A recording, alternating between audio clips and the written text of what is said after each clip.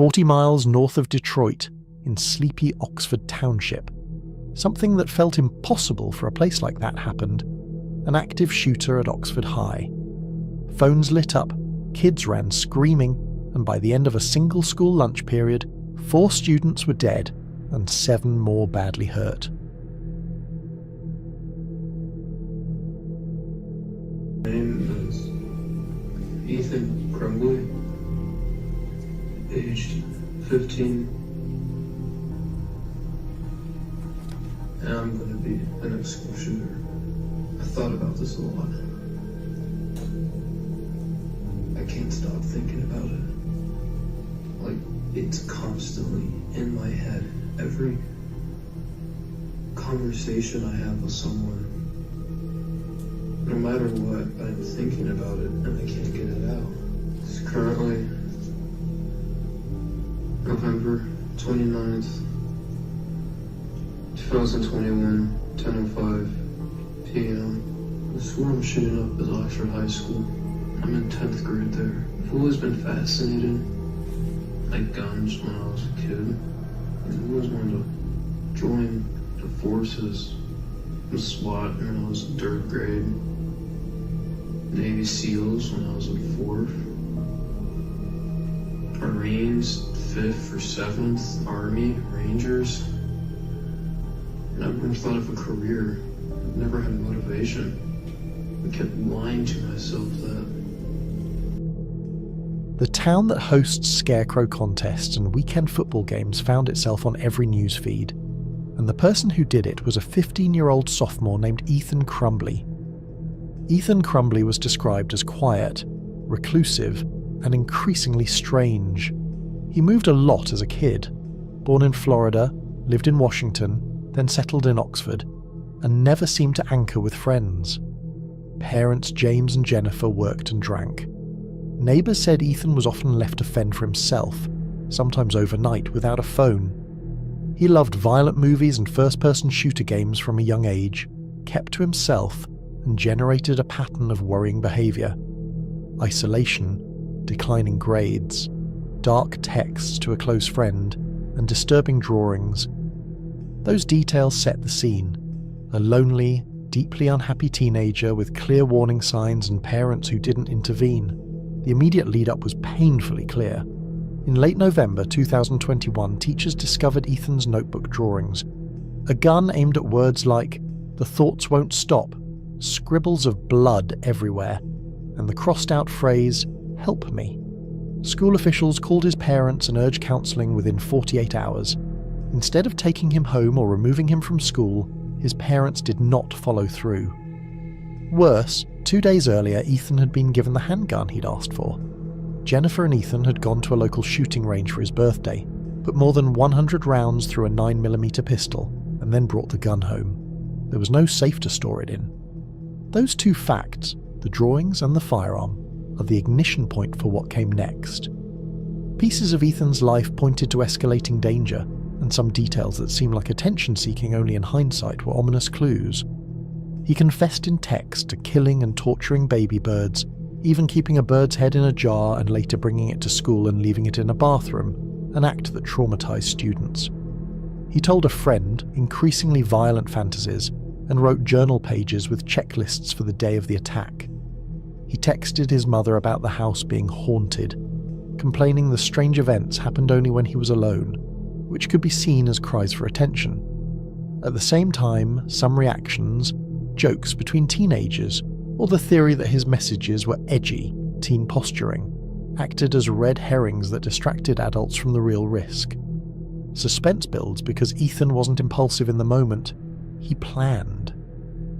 Police found a 22-page journal in his abandoned backpack with a checklist for the shooting day, notes about surrendering to police, and passages like, "I wonder what life in prison will be like." He recorded a voice memo the night before, saying he couldn't stop thinking about shooting the school and outlining how he intended to walk into the hallway and fire.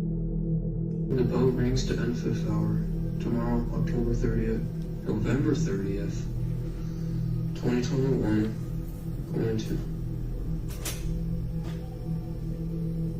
walk to the dividend between the boys and the girls' bathroom.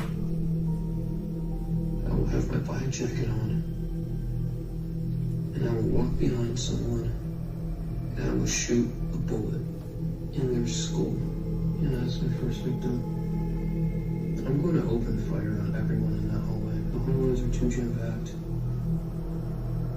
I will try and hit as many people as I can. I will reload, and I will find people hiding. I'm going to teach them a lesson. I understand that I'm going to prison for this. Michigan doesn't have a death penalty.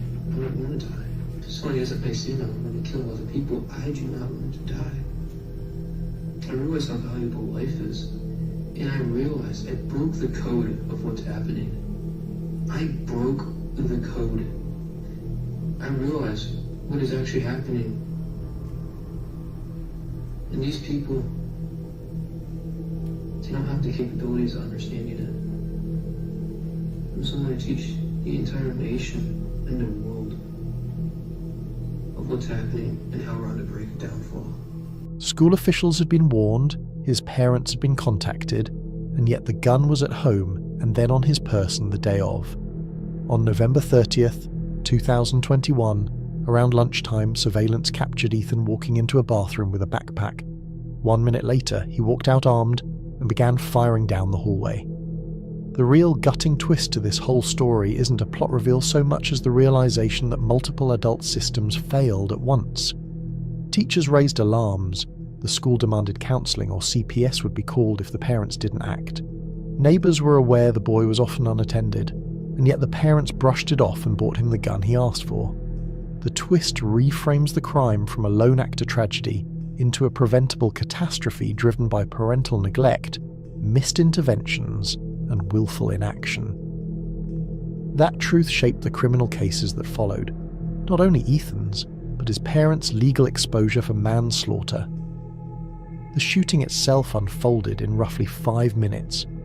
Ethan moved through halls and bathrooms, firing at students and through doors.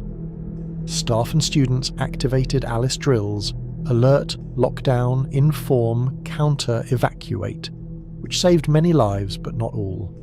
4 students were killed: Madison Baldwin, 17, Tate Meyer, 16, Hannah, often listed as Hannah or Juliana depending on reports, and Justin Schilling, 17, who later died at a hospital.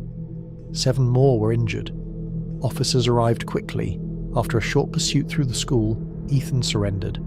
He still had a loaded 9mm, 2 magazines, and dozens of rounds. The physical carnage and the short timeline make the climax brutally stark. A handful of minutes that irrevocably changed several families and the whole community. What followed was legal reckoning and community grief. Investigators used the journal, recordings, school footage, and physical evidence to build a case. Ethan ultimately pleaded guilty to all charges, 24 counts including first-degree murder and terrorism, and withdrew an insanity defense, opting to serve life in prison.